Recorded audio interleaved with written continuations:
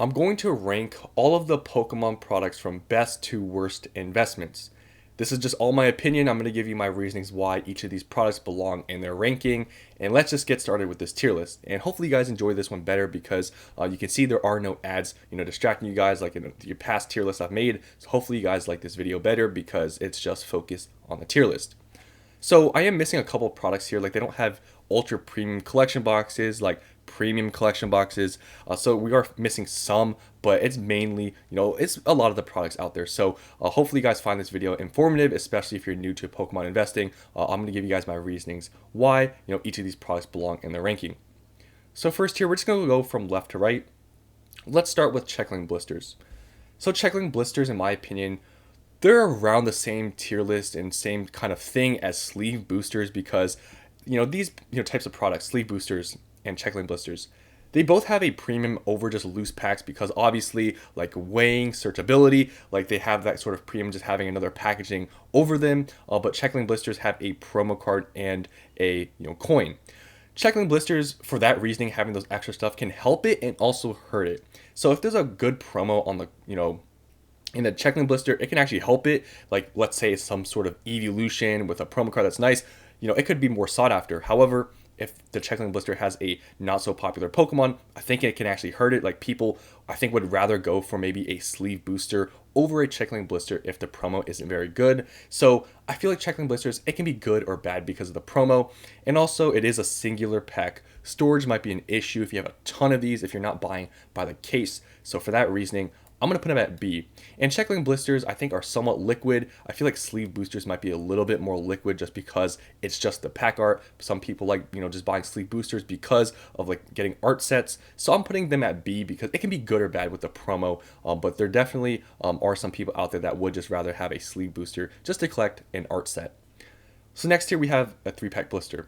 So 3-pack blisters are pretty similar to Checkling blisters. However, I feel like they're a more popular product just for the reasoning that they have 3 packs versus just 1. They do have a promo and usually also a coin.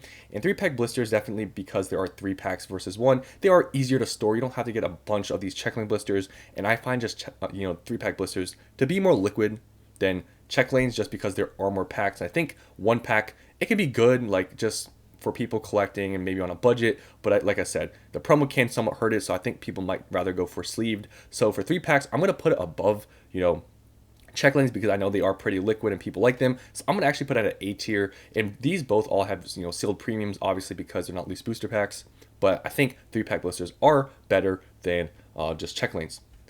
So next here we have booster bundles. So booster bundles, I've never liked booster bundles. I'm just going to be honest with you guys.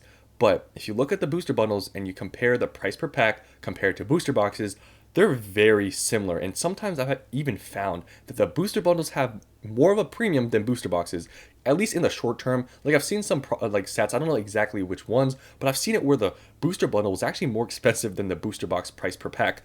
You can search up like Surging Sparks and some of these other sets. It's very crazy, like these expensive ones, like these booster bundles actually have a decent premium to them. So just for that reasoning, I don't like them.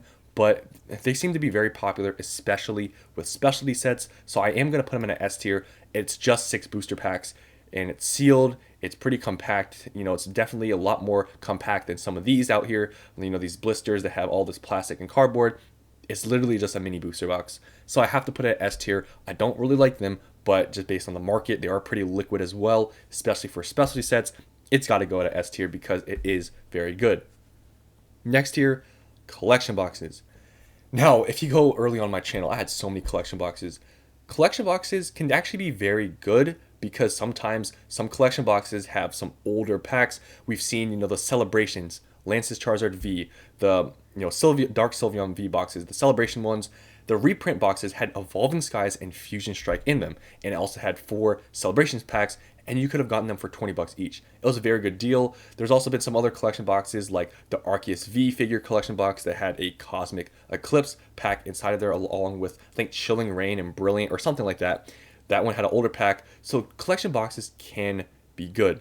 However, the major complaint is storage. Storage is a huge thing when you start spending, thousands of dollars if you're getting into that range. If you're just buying collection boxes, your whole room or wherever you store these, it's going to be a warehouse. You're going to have so many cases, it's going to be pretty outrageous. And obviously, collection boxes, they take up a lot of space and they're not that valuable compared to booster boxes.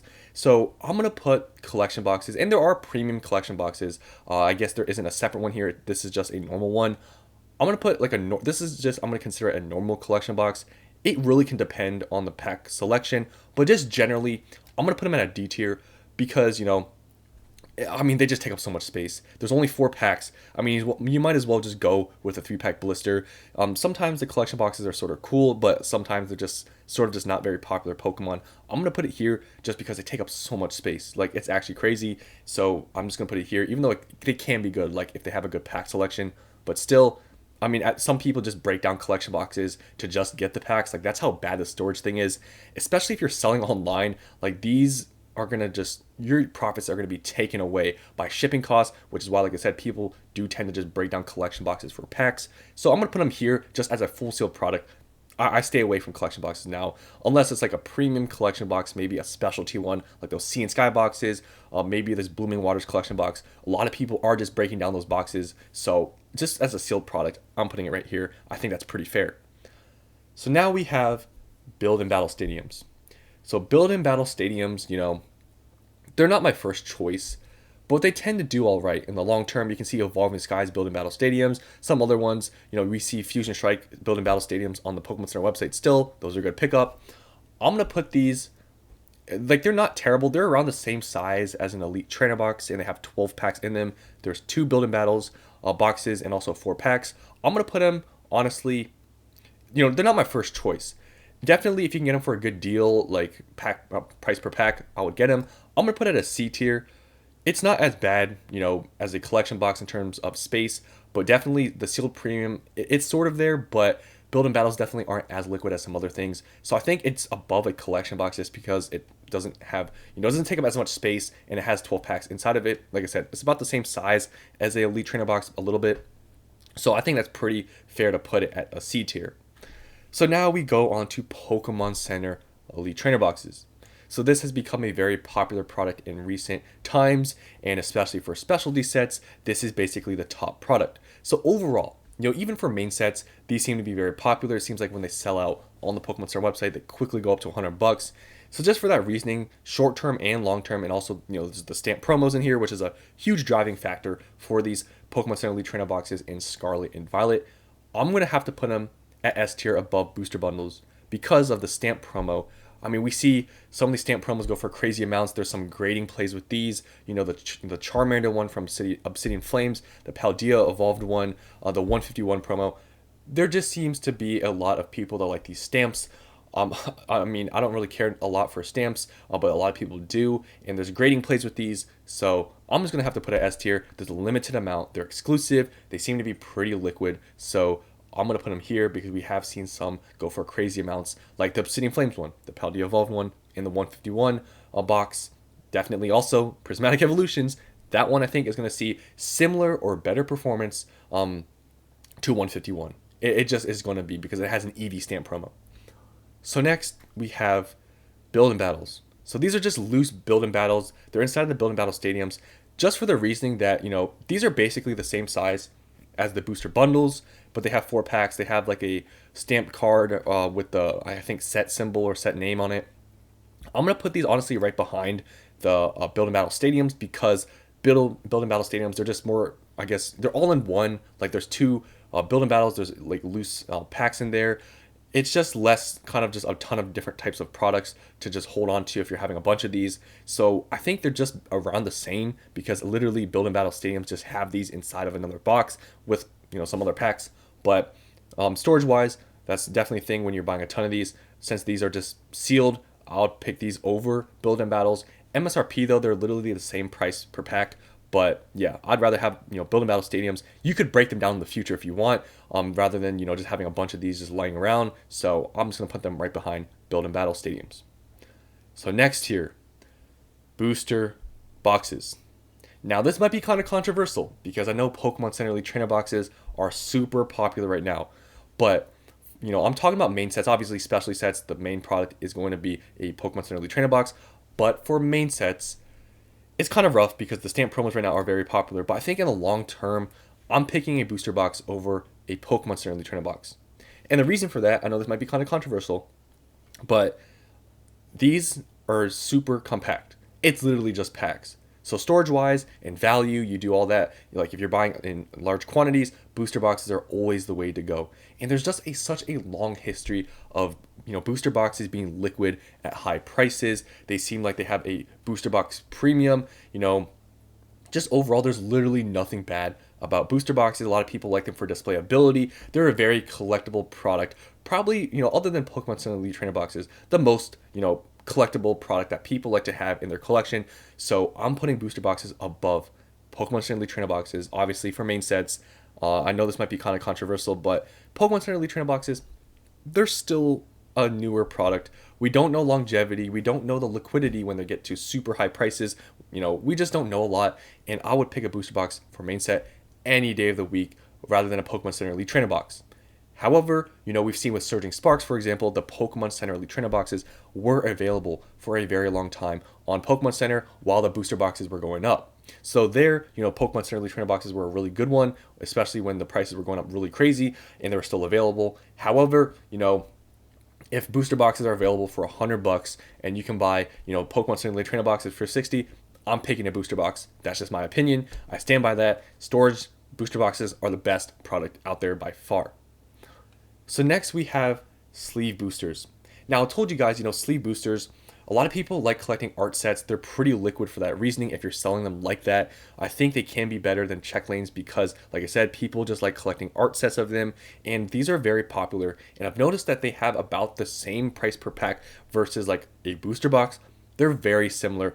I'm going to put sleeve boosters, honestly, right behind 3-packs and just above check lanes because sleeve boosters, I think them just, they're not going to go to S tier because they are just singular. There's not multiple packs. There's just one. So storage, if you're not buying in case quantities, they might be everywhere. You're going to have to put them in boxes and all that sort of things. But I think they're better than check lanes for the most part. So I'm just going to put it here because they're just people like collecting art sets. So I think they're a little bit better than check lanes. But yeah, that's in my opinion. I think this is pretty fair though.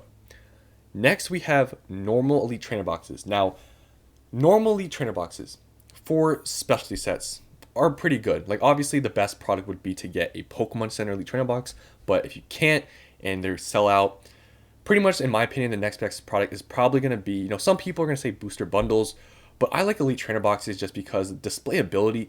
Booster bundles just, I think that might be one of the reasons why I don't like them. Displayability, booster bundles are just kind of whatever. So Elite Trainer boxes for main sets though, like if I'm using this as a main set example, I mean, they can perform decent, but they're just bulky. Like they have they have 8 or 9 packs now. I don't even know. Elite Trainer boxes for main set, it's really hard to say, to be honest. You can find some decent deals for like older sets that have Elite Trainer boxes. Like I've been able to find Silver Tempest Elite Trainer boxes for $30 at some places. So you can get good deals, but just compared to booster boxes, they take up so much space. But they do, decent long term, and they're pretty liquid as well because they are collectible because people like to display them. I'll put it at a B tier, honestly above just check lanes. I think it's a good product, takes up a lot of space. Especially sets, I would put it higher, but for main sets, I think B is pretty fair. They're just pretty big, but they are collectible.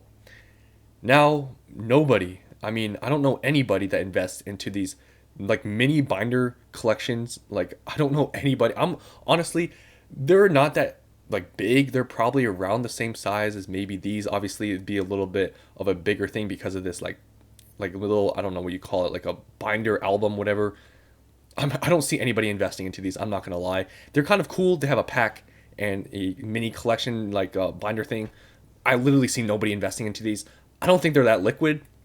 So for that reason, I'm gonna put them at F because I don't see anybody buying these, to be honest. I don't see really any sales, and yeah. So that was my tier list for products. Hopefully you guys enjoyed this video. You can see there's an ad that's come up here on the bottom. But yeah, I think this is a pretty fair, tier list. You'll have to, I'll see the comments and see what people say about this one. But I think this is a pretty fair tier list for what it is. Comment down below if you think I'm totally wrong. I think some people might disagree here, possibly. But yeah, this is just all my opinion. And hopefully you guys, enjoyed this video and it was informative. And thanks for watching. And I'll see you on the next one.